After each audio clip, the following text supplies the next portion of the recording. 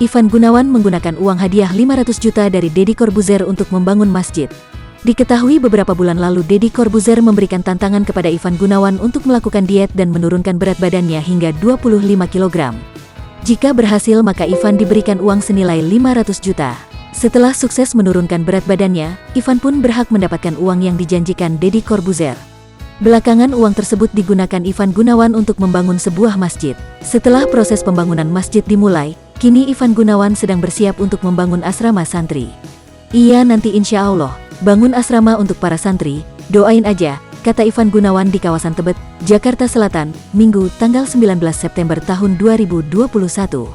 Namun, untuk saat ini dirinya sedang fokus untuk mengurus perizinan dalam pembangunan masjid. Diakui Ivan, dalam mendirikan masjid rupanya tak seperti mendirikan bangunan lain dalam hal perizinan.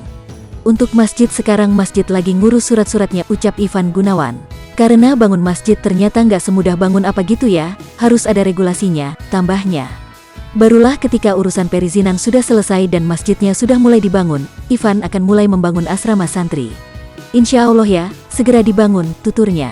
Ya harapannya Indonesia baik-baik saja. Jadi masjidnya cepat kebangun, berguna, saya bisa terus kerja, sehat semua, ujar Igun.